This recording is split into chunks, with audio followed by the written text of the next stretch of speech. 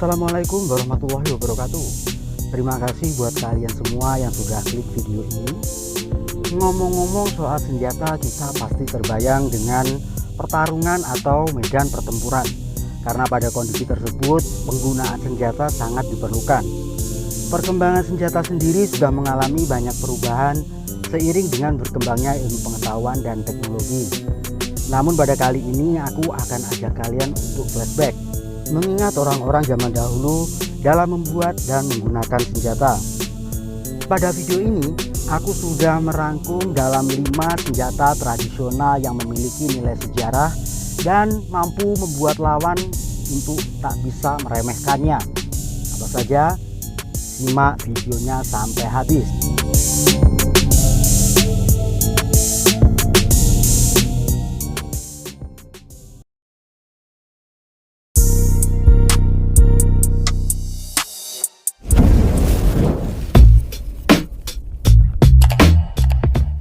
Senjata tradisional yang pertama adalah Kyoketsu Soge. Kyoketsu Soge memiliki arti untuk bekerja di ladang dan pegunungan. Berbentuk pisau bermata dua, yang satu lurus sedangkan satunya melengkung, di mana posisinya dekat dengan gagang pada sudut 45 sampai dengan 60 derajat. Dihubungkan dengan tali atau rantai yang memiliki panjang sekitar 3 sampai dengan 5 meter, dan di ujung tali atau rantai tersebut diberi ring atau cincin logam besar. Diperkirakan senjata ini digunakan oleh ninja dari provinsi Iga.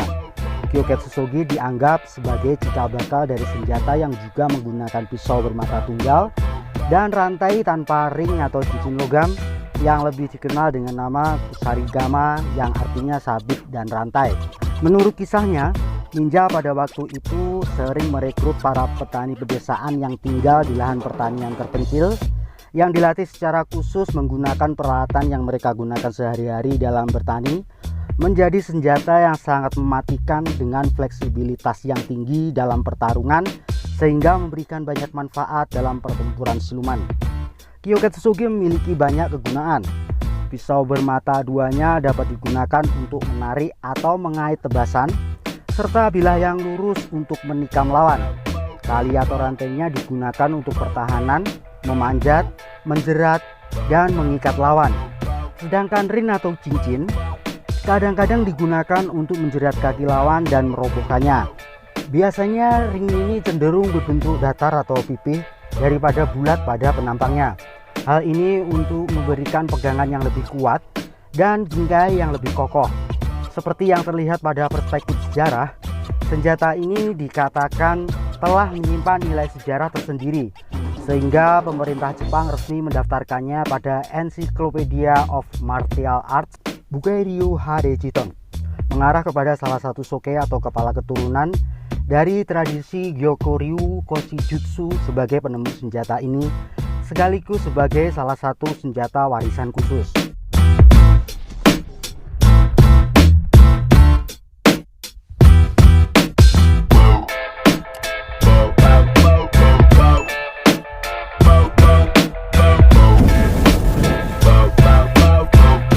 Yang kedua ada Atlatl. Bicara mengenai senjata Atlatl, kita pasti teringat dengan kaum Aztec. Kaum Aztec sendiri adalah orang Amerika Tengah dari Sentral Meksiko yang kaya dengan warisan mitologi dan kebudayaan. Kaum Aztec menyebut diri mereka sebagai Mexica atau Mexica atau Meksika, awal mula nama Meksiko. Penggunaan nama Aztec sebagai istilah yang merujuk kepada mereka yang mempunyai ekonomi, adat, agama, dan bahasa Meksika diawali oleh Alexander von Humboldt. Atlatl adalah alat yang digunakan untuk melepar anak panah atau lembing. Makanya Atlatl disebut juga spear thrower. Biasanya digunakan untuk berburu yang ditemukan sejak periode Paleolitik muda di Eropa, setidaknya 17.000 tahun yang lalu. Atlatl memberikan kecepatan dan daya torong tambahan bila dibandingkan jika dilempar langsung dengan tangan kosong, dan memungkinkan seorang pemburu untuk berdiri lebih jauh dari mangsanya serta persentase keakuratannya yang lebih tinggi. Nama ilmiah Amerika untuk spear thrower berasal dari bahasa Aztec Nahuatl. Atlatl dicatat oleh penjajah Spanyol ketika mereka tiba di Meksiko dan menemukan bahwa orang Aztec memiliki senjata yang mampu menembus baju besi logam. Istilah spear thrower pertama kali dicatat oleh antropolog Amerika Zelia Nuttall yang menulis tentang atlatl Mesoamerika pada tahun 1891, disertai gambar dan 3 contoh atlatl yang masih ada. Di Australia, atlatl disebut juga dengan nama woomera. Atlatl terbuat dari sepotong kayu, gading atau tulang yang berbentuk agak melengkung. Memiliki panjang antara 13 sampai dengan 61 cm dan lebarnya 2 sampai dengan 7 cm. Salah satu ujungnya diberi semacam kail pengait yang sudah disesuaikan dengan pangkal nok dari poros tombak yang memiliki panjang sekitar 1 sampai dengan 2,5 meter. Bagaimana sobat? Apakah senjata ini cukup efektif digunakan? Silahkan tinggalkan komentar kalian.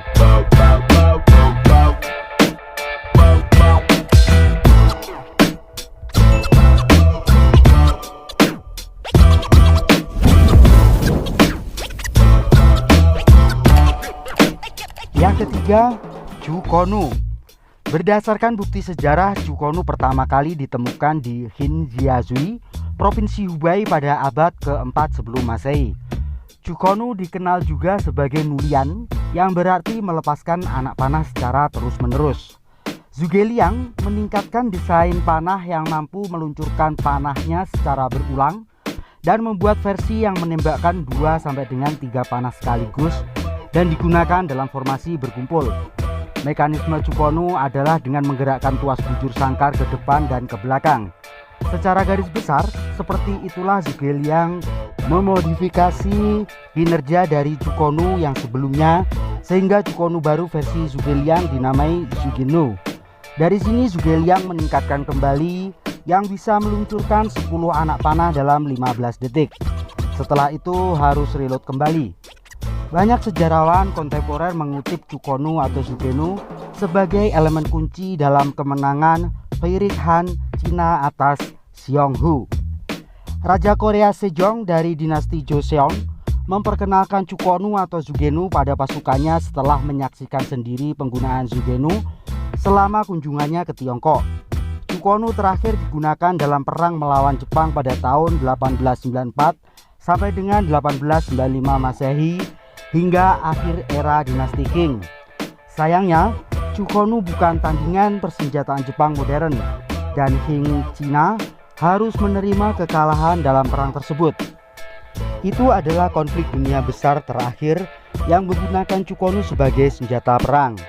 Bagaimana sobat?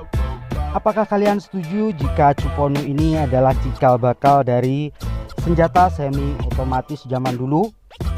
Berikan pendapat kalian di kolom komentar.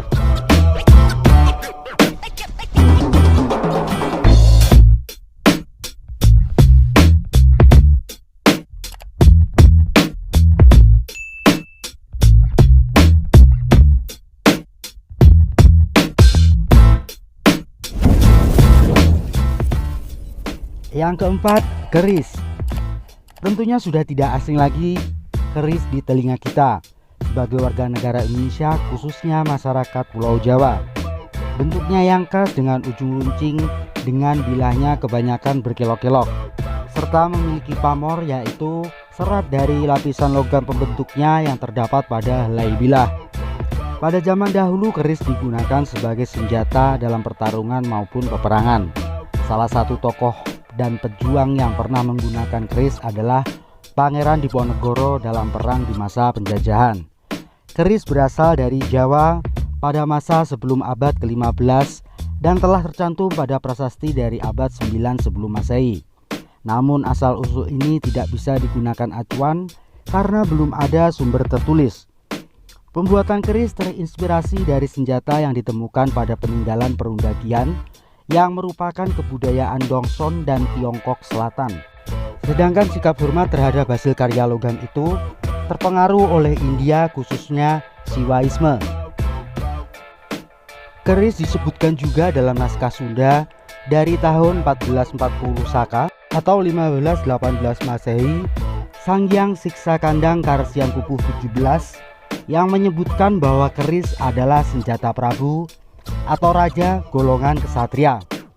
Naskah ini membagi senjata dalam masyarakat kerajaan Sunda dalam 3 golongan. Golongan pertama adalah senjata untuk Prabu, yang meliputi pedang, pecut, pamuk, golok, peso tundut, dan keris. Golongan kedua adalah senjata untuk petani yang meliputi kujang, baliung, patik, koret, dan pisau sadap.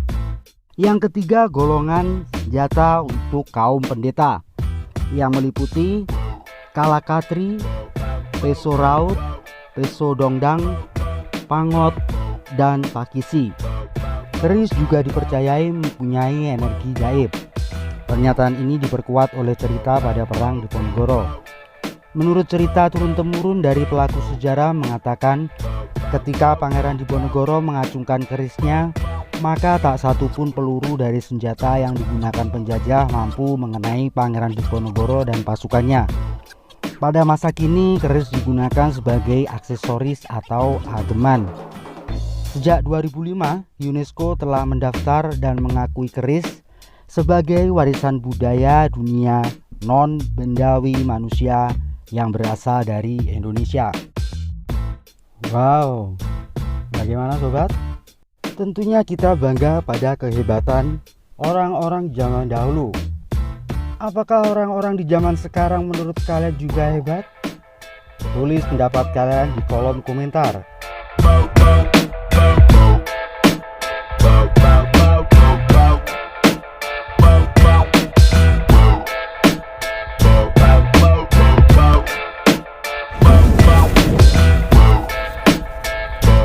Yang kelima, bambu runcing. Bambu runcing adalah sebuah senjata yang terbuat dari bahan baku bambu yang diruncingkan. Senjata ini dahulu konon digunakan oleh bangsa Indonesia sebagai alat perlawanan melawan penjajahan kolonialis Belanda. Pada saat ini, lambang bambu runcing banyak digunakan oleh berbagai daerah di Indonesia untuk melambangkan keberanian dan pengorbanan dalam meraih kemerdekaan. Salah satu tokohnya yaitu Kiai Haji Subeki dari Parakan, Temanggung, yang dikenal dengan gelar Jenderal Bambu Runcing. Ia sebagai penasehat BMT, Barisan Muslimin Temanggung, yang kemudian dikenal menjadi Barisan Bambu Runcing. Pencetus gerakan perjuangan dengan senjata bambu runcing dalam pengertian sebagai senjata perjuangan yang bersifat massal dan nasional sampai saat ini memang belumlah sangat jelas. Senjata bambu runcing pernah dipakai latihan ketentaraan Seinindan pada zaman Jepang. Tetapi khusus penggunaan senjata bambu runcing dengan doa dan pengisian tenaga dalam, memang hal ini secara tegas dapat dikatakan dimulai dari Parakan Temanggung. Mengenai siapa saja para kiai yang terlibat ada beragam pandangan. Namun semua merujuk kepada tokoh penting di Parakan, yakni Kiai Haji Subeki. Selain Kiai Haji Subeki, tokoh penting lain juga disebutkan adalah Kiai Haji Sumo Gunardo dan para kiai lain di Parakan dan Temanggung seperti Kiai Haji Muhammad Ali, Kiai Haji Abdurrahman, Kiai Haji Nawawi, Kiai Haji Istakhori, dan Kiai Haji Mansur dari Temanggung dan berbagai kiai di NU Temanggung, khususnya MDC Parakan.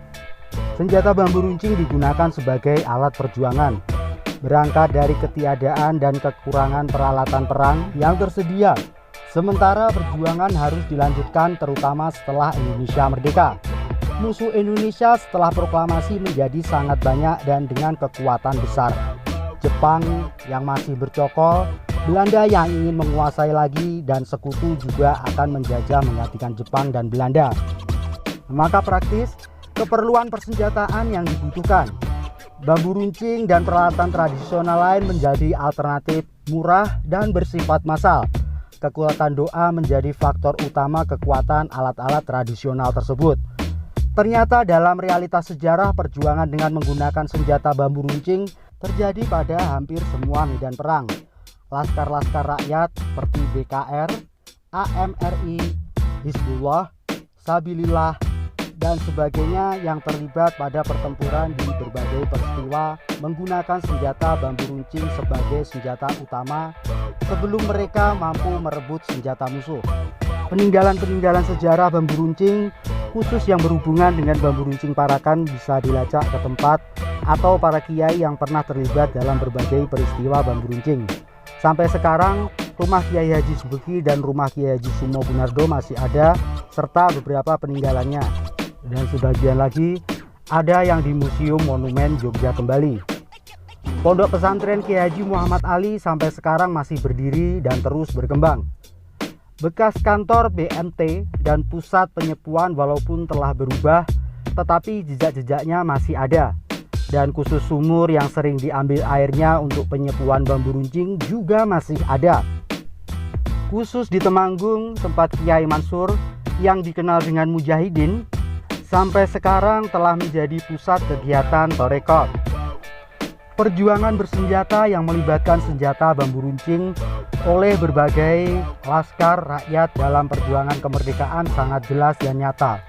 Bahkan selama masa setelah proklamasi kemerdekaan, dengan musuh utama Jepang, Belanda, dan sekutu, di mana pada saat itu bangsa Indonesia belum memiliki cukup senjata, maka bambu runcing menjadi senjata massa rakyat Indonesia. Bagaimana sobat? Walaupun sekedar bambu yang diruncingkan, namun ketika berada di tangan yang tepat, mampu menjadi senjata yang sangat mematikan, dan musuh pun tak mampu untuk membendungnya.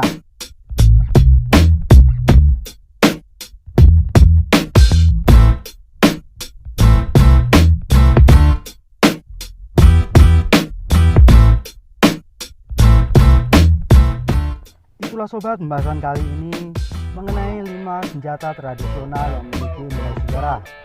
Jangan lupa untuk terus dukung channel ini dengan subscribe, like, dan share, serta aktifkan notifikasinya. Jangan lupa tinggalkan komentar kalian sebanyak-banyaknya. Mohon maaf atas segala kesalahan dan kekurangan. Sampai jumpa pada video selanjutnya. Wassalam.